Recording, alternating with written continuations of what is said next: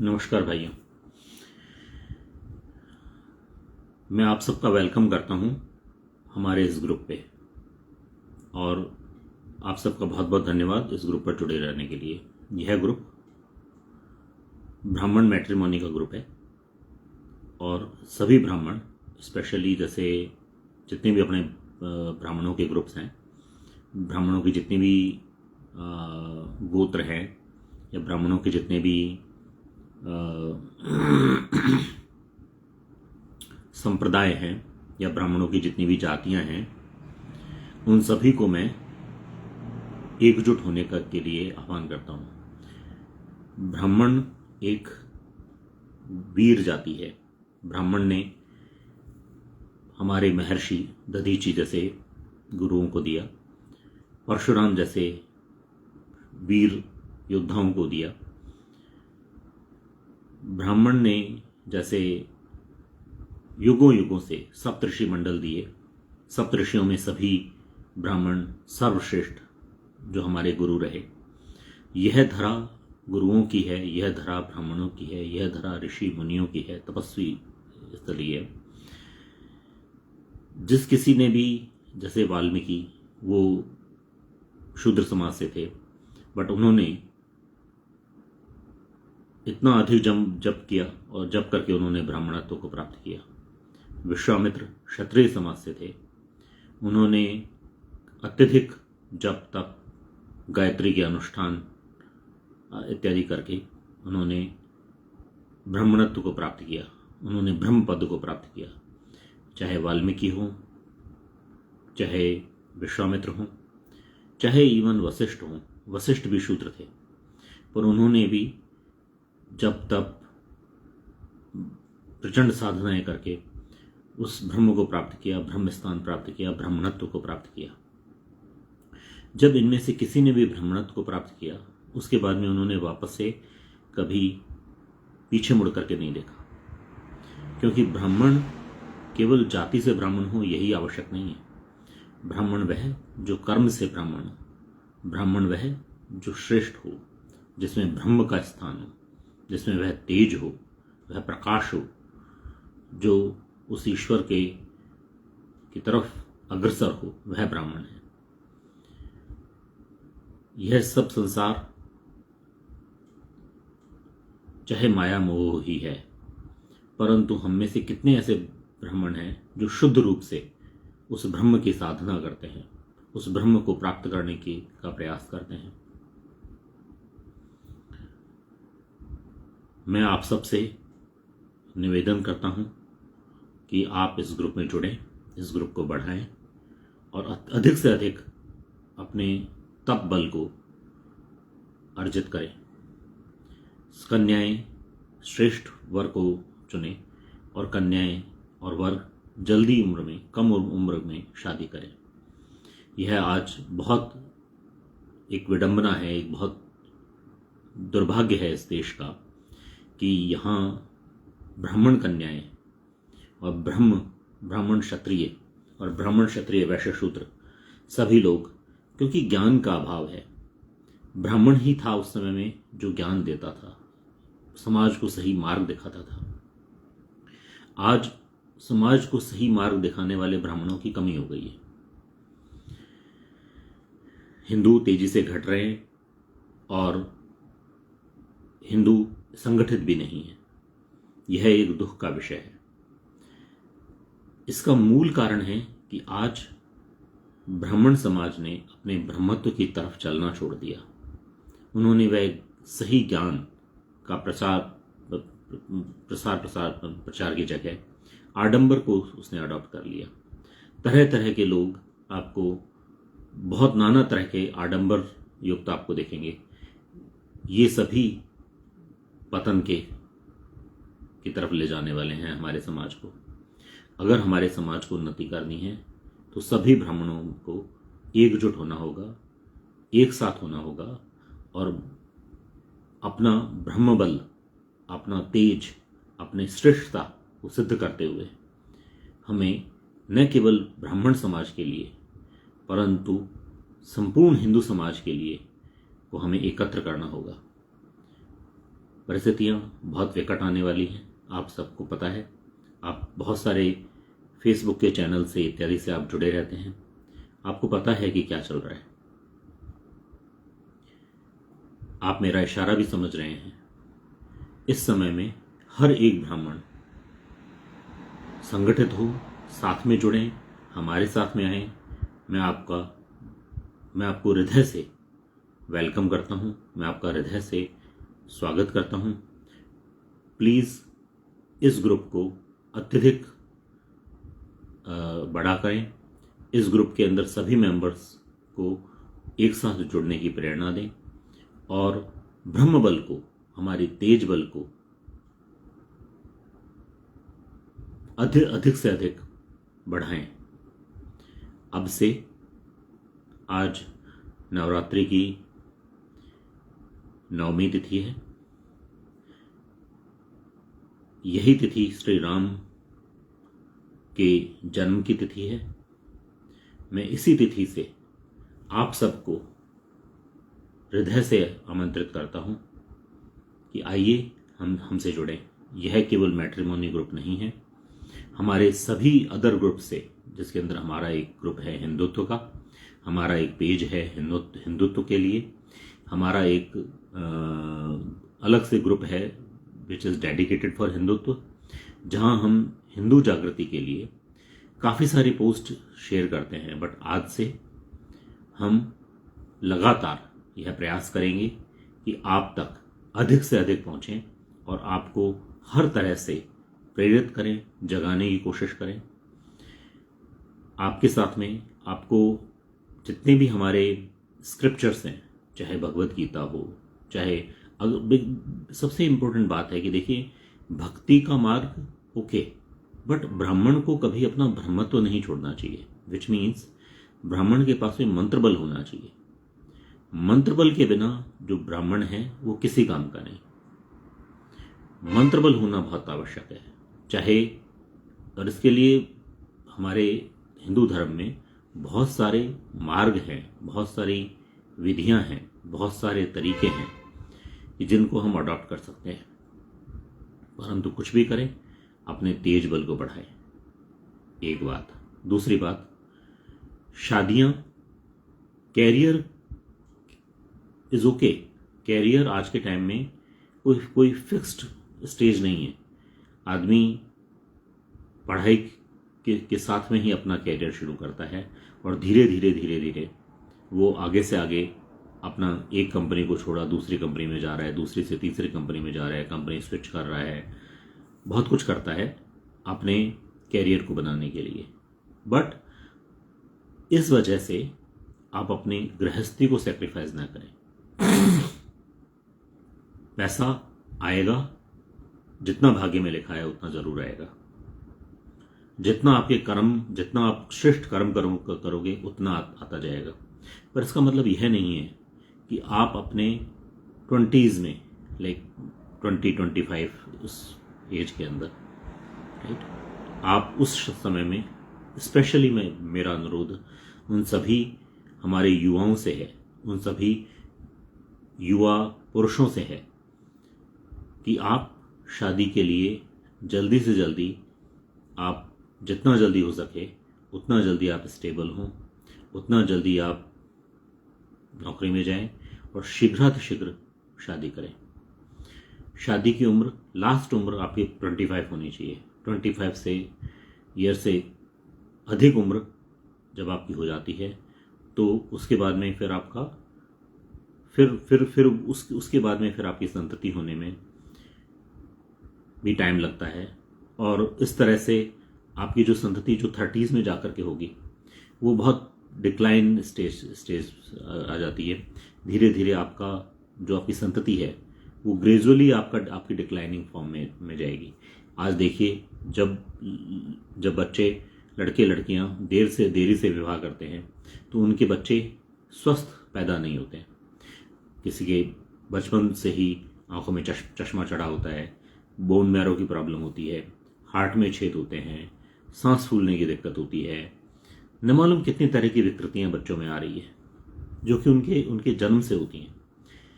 ऐसा इसलिए होता है क्योंकि हम लापरवाही करते हैं। एक बात तो शादी जल्दी करेंगे तो जब आदमी यंग होता है उस समय में जो बीज उसमें उत्पन्न होता है, उस समय में जो उसकी पोटेंशियलिटी है वो सबसे पीक पर होती है। उस समय में अगर आप 20-22 की उम्र में अगर आप शादी करते हैं तो आपका, और शीघ्र अगर आप बच्चे करते हैं तो आपकी आने वाली जनरेशन श्रेष्ठ होगी, ताकतवर होगी, बुद्धिमान होगी, अधिक इंटेलिजेंट होगी। और दूसरा, आप समय से जब तक आप अपने 50s में आप पहुंचेंगे तब तक आपके बच्चे भी शादी योग्य हो जाएंगे। इसका मतलब ये हुआ कि आपके बच्चे आपके 50s के अंदर आगे आप शादी करवा सकते हैं। फिर भी आपके पास में 10 साल होंगे जिसके अंदर अगर आप जॉब करते हैं तो रिटायरमेंट के, या अगर आप बिजनेस करते हैं तो आपके पास में समय होगा। अगर आप लेट शादी करते हैं, सपोज अगर आप कोई 30s में शादी कर रहा है तो उसका मतलब है कि 32-33 तक के आसपास अगर बचे हुए भी, तो पहली बात तो वो बच्चे कमज़ोर होंगे, सुदृढ़ नहीं होंगे, श्रेष्ठ बच्चे पैदा नहीं होंगे। फिर उसके बाद में जो बच्चे पैदा होंगे भी वो बाई चांस अगर कुछ बच्चे श्रेष्ठ पैदा हो भी गए, बिना किसी बीमारी के भी पैदा हो गए, तो उनमें आगे फर्दर फर्टिलिटी की संभावना कम होती है। तो अगर इस तरह से चलेगा तो तो संपूर्ण हिंदू समाज खत्म हो जाएगा। दूसरा ये कि 35 की एज के अंदर अगर बच्चा होगा तो जब तक वो 25 का होगा तो तब तक आप की उम्र क्या हो चुकी होगी, और जब तक वो खुद 35 का होगा, क्योंकि शादियां तो धीरे धीरे लेट हो रही हैं, तो तब तक आप 70 के हो चुके होंगे। तो आपकी उस समय में क्या पता आप रहेंगे नहीं रहेंगे इस दुनिया में, या 70 की उम्र या 65-70 की उम्र तक अगर आपका बच्चा अगर शादी करता है, उस समय में आपकी कैपेबिलिटीज कितनी होंगी, आपका लाइफ स्पैन आगे कितना रहेगा, आप खुद सोचें। तो मेरी आपसे हाथ जोड़ करके विनती है कि आप शादियां जल्दी से जल्दी करें, शीघ्रातिशीघ्र करें। Point number 2। पॉइंट नंबर 3, शादी से भागे नहीं। शादी एक बहुत पवित्र बंधन है और बहुत ही ऑस्पिशियस रिलेशन है। हमारे दिमागों में टीवी मीडिया के माध्यम से बहुत गलत संस्कार डाले जा रहे हैं, उनसे दूर रहें। अपने आप को पूर्ण रूप से पॉजिटिव फीलिंग के साथ में रखें, और जितना अधिक आप पॉजिटिव रहेंगे उतना ही अधिक आपका आने वाला संसार उतना ही सुंदर होगा। अगर आप बिलीव करते हैं आज के ट्रेडिशनल जो अभी चल रहा है, इसके अंदर अगर आप कई तरह के पैटर्न आजकल वेस्टर्न कल्चर को फॉलो करते हुए चल रहे हैं, जिसके अंदर है कि आप what you think what you will become. So if you are thinking in a positive manner, you will get the positive relationship, right? Nowadays there is a concept of universe, that what if you keep on asking something from universe, and then universe will give you, and with your imagination and with your visualization. So with the help of visualization technique and with the help of imagination technique, you will be able to achieve what you want, right? So if you are believing on all those things, then certainly why you are thinking negative for your relationship? You should be thinking positive about your relationship, right? And about your in-laws. So this message is especially for girls, because girls always have a fear nowadays that okay, not sure which type of family you will get. In the in future, I'll tell you various steps how you will be able to attain a very good life, a very good married life. So keep watching this channel, keep supporting us, and we will be telling you all the information which are required to not only just promote Hindutva and but also to give you the ways how you will be able to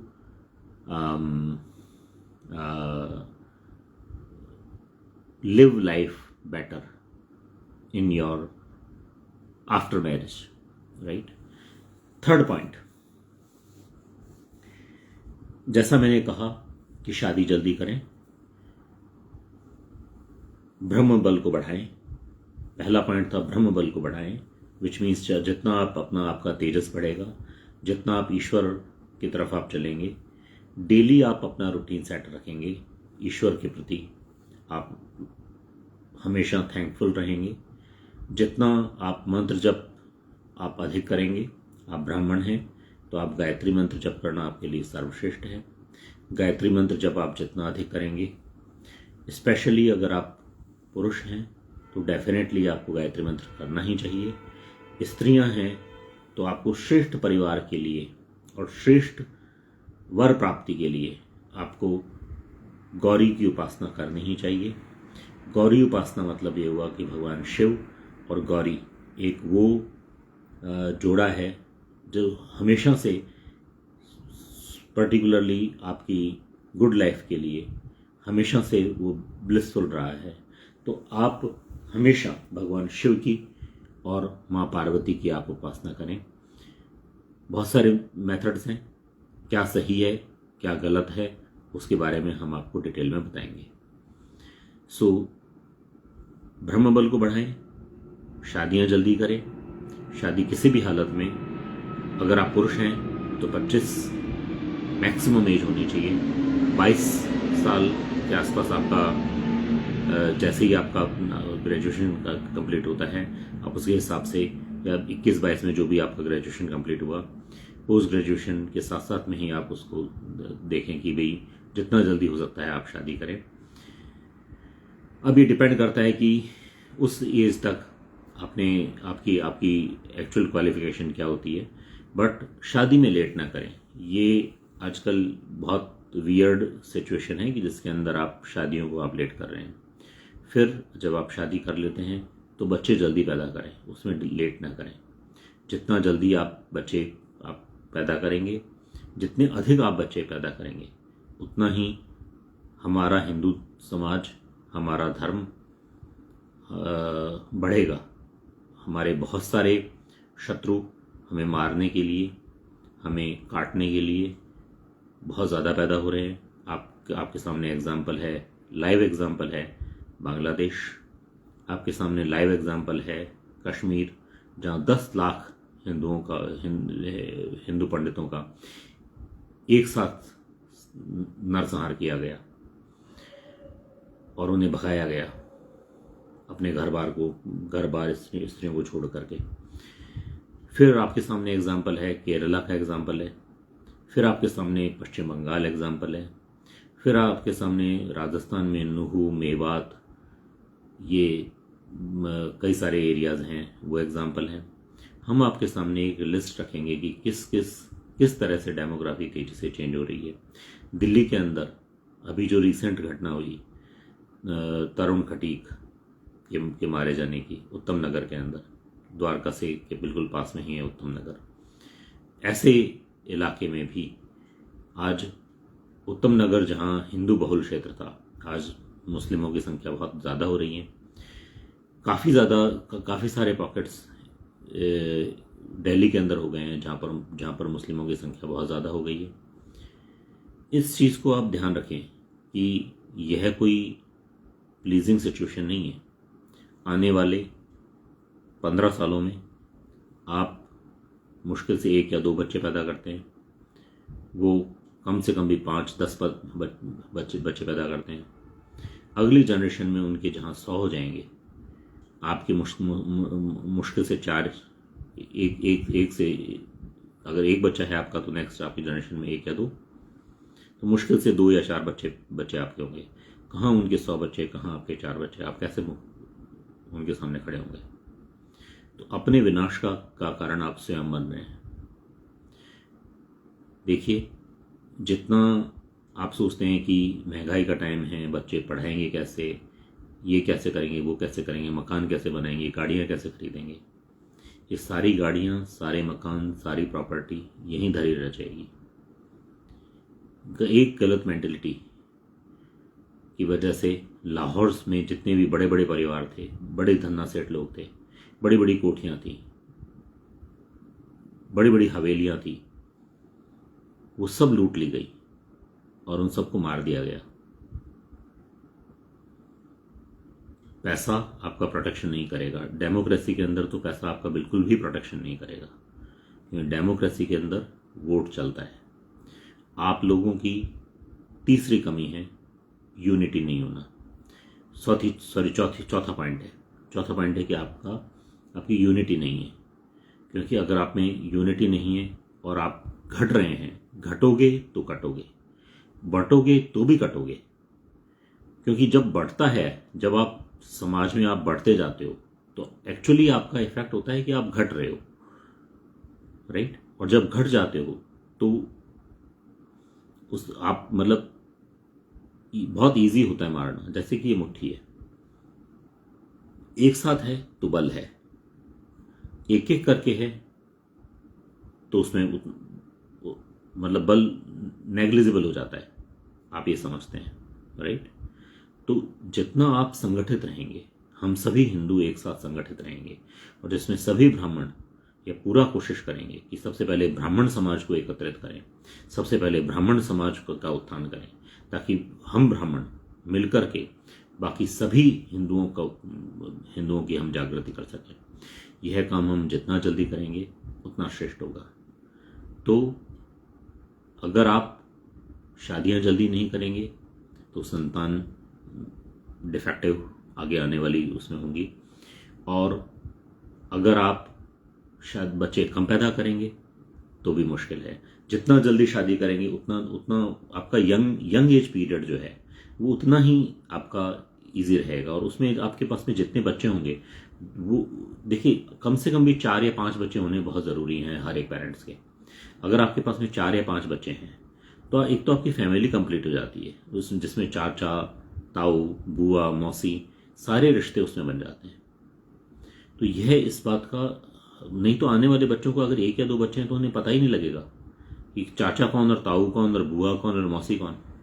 मतलब हमने हमारे सारे रिश्ते ही खत्म कर दिए, और फिर हमें कैसे पता लगेगा कि कौन साड़ू है और कौन साला है और कौन और जितने भी रिलेशनशिप हैं वो कैसे पता लगेंगे? कैसे भुआ भतीजे का रिश्ता बनेगा? क्योंकि आप तो रिश्ते खत्म कर रहे हैं। दूसरी बात, आपके जो बुढ़ापे में जो आजकल प्रॉब्लम चल रही है कि बच्चे जैसे थोड़े से बड़े होते हैं तो वो अपने माँ बाप को वृद्ध आश्रम की तरफ भेज देते हैं, वह प्रॉब्लम सॉल्व हो जाएगी अगर आपके बच्चे ज़्यादा होंगे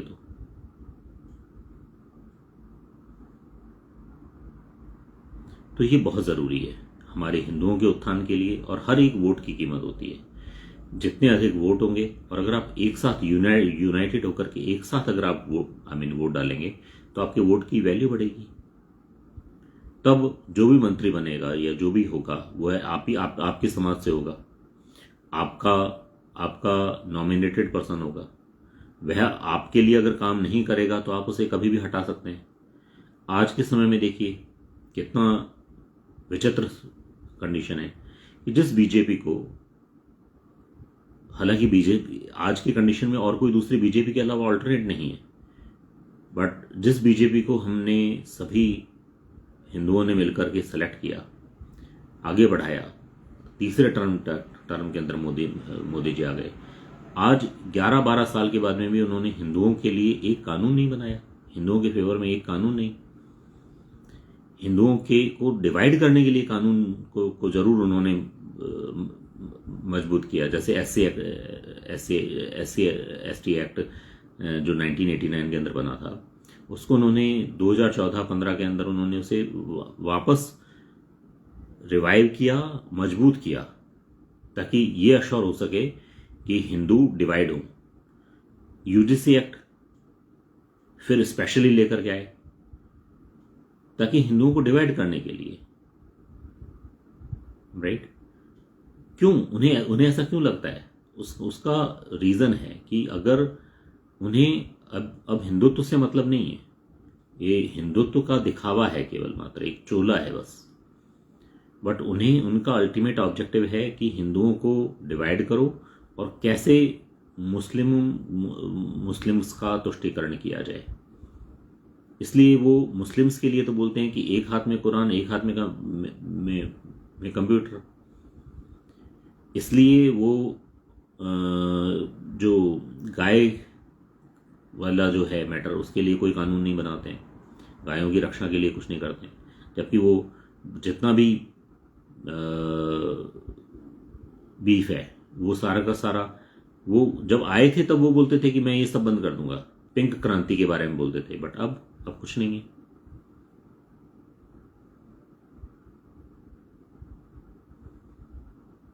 वक्फ बोर्ड का कोई सॉल्यूशन नहीं हुआ है अभी तक। वक्फ बोर्ड क्या वो चाहते तो वो खत्म नहीं कर सकते थे, पर नहीं किया। हिंदुओं के मंदिर आज भी गवर्नमेंट के कब्जे में हैं। आज भी कोई लॉ नहीं है कि जिसके अंदर गवर्नमेंट करे तो भाई सभी धर्म स्थानों को कब्जे में ले। वो आज भी 3,400 करोड़ रुपए मुसलमानों के लिए दे रहे हैं, उनके उत्थान के लिए दे रहे हैं, उनके मदरसों के लिए दे रहे हैं, उनकी मस्जिदों के लिए दे रहे हैं। जबकि हिंदुओं के ही मंदिर का पैसे की लूट से वो आगे उसको कर रहे हैं। तो ये सब सिचुएशन के चलते हिंदुओं का कोई ब्राइट फ्यूचर नहीं है अगर हिंदू अभी एकजुट नहीं हुए तो। अगर हिंदुओं ने हिंदू जागृति, हिंदुओं के जागने का ये मतलब नहीं है कि आप केवल सड़क पर उतरें, वह तो एक पार्ट है। पर ये सड़क पे उतरने वाले हिंदू भी बहुत कम हो जाएंगे और बहुत तेजी से कम हो रहे हैं। और ये जगह जगह कत्लेआम कर रहे हैं। हर रोज हिंदुओं का ये किसी न किसी तरह से कत्लेआम करते हैं, चाहे लव जिहाद के रूप में, चाहे लैंड जिहाद के रूप में, चाहे मूत्र जिहाद, थूक जिहाद के रूप में, चाहे मेडिकल के थ्रू। क्यों हमारे बच्चों, हमारी लेडीज़ की एक कॉन्स्पिरेसी के थ्रू सिजेरियन डिलीवरी होती है? आप इस डेटा को आप उठा करके पढ़ें कि कितनी मुस्लिम की सिजेरियन डिलीवरी हो रही है और कितने हिंदुओं की हो रही है। इस कॉन्स्पिरेसी से, बहुत ज़्यादा कॉन्स्पिरेसी, बिकॉज 50,000 करोड़ रुपए सिर्फ इसलिए भारत में पंप किया जा रहा है ताकि यहाँ पर किसी भी तरह से अब्राहमिक रिलीजन, चाहे वो मुस्लिम हो चाहे वो क्रिश्चियंस हो, उन्हें प्रमोट किया जाए। हिंदू अपने जागृति के लिए, अपने समाज को बढ़ाने के लिए 10% अपनी सैलरी का या इवन 1% से अपनी सैलरी का भी खर्च करने को तैयार नहीं है। जबकि मुस्लिम सब कुछ देने को तैयार है। वो यहां तक कि ईरान को गोल्ड, पैसा इकट्ठा करके देने को तैयार है। वो हिजबुल्लाह का एक अगर आदमी मारा जाता है तो वो यहां रोने बैठ जाते हैं। ईरान में अगर एक कोई मारा जाता है तो वो यहां रोने बैठ जाते हैं, यहां दंगे फसाद शुरू कर देते हैं, यहां अपना एकजुट होकर के निकलते हैं। उनका पहनावा भी एक है, तो हम सभी हिंदू हमारा एक पहनावा क्यों नहीं कर सकते? प्रश्न बहुत हैं दोस्तों, सॉल्यूशंस बहुत ज़्यादा हैं। अगर जहाँ परेशानी है, जहाँ प्रॉब्लम है, वहाँ उसका सॉल्यूशन भी होता है. We all know about that, right? So get started, get up, and start taking those actions which are important not only for the prosperity of our family, ourselves, but also for our society and for our nation. With that said, Jai Hind, Jai Hindutva, Jai Hindu Dharma.